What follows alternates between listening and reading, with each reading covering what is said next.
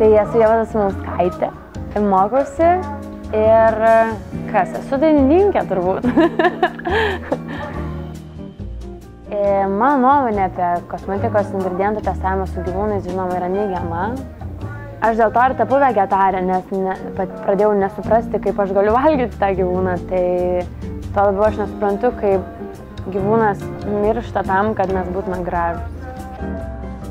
Kai sužinojau apie šį projektą, iš karto pradėjau skaityti ir domėtis, ar aš turiu apskritai tokios kosmetikos. Ir dėja, bet aš naudojau beveik vien tik kosmetiką, kuri buvo testuojama su gyvūnais. Todėl, kad aš niekada nesidomėjau gal šiuo aspektu, ar ne, kaip ir vegetarinė mityba pradėjau domėtis tik prieš 1,5 metų. Tai lygiai taip pat ir tik dabar pradėjau domėtis tokiais dalykais. Tai aš buvau ganėtinai pašiurpus, kad iš tikrųjų tokia pramonė yra, nežinau, žudant. Nedėkit šitos, nes mane nuteis, kad aš nenormali. Aš rinkčiausi kosmetiką, kuri yra brangesnė ir ji nežudo gyvūnėlių. Tai rinkčiausi ir dabar renkuosi. Taip, aš žinau, kad yra alternatyvių būdų ir nebūtina tikrai kosmetiką testuoti ant gyvūnėlių, bet taip pat sužinojau, jog, tarkim, Kinijos rinkoje yra įstatymas, kad jeigu nori savo produktą būtent tiekti į Kiniją, tai tu turi būtinai testuoti gyvūną. Tai aš manau, kad viskas yra dėl pinigų, nes dabar mes žmonės labai daug ką linkę daryti dėl pinigų, tai aš nenoriu būti tautos priešas, bet aš manau, kad ir mėsos valgymas pažeidžia gyvūnų teisės, lygiai taip pat kaip ir testavimas su gyvūnais pažeidžia gyvūnų teisės, nes tai yra lygiai toks pražudymas.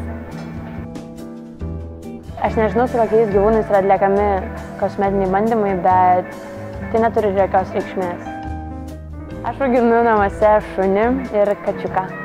Ir dar norėčiau turėti dramblį, iš tikrųjų. Ir dar labai norėčiau turėti liūtą.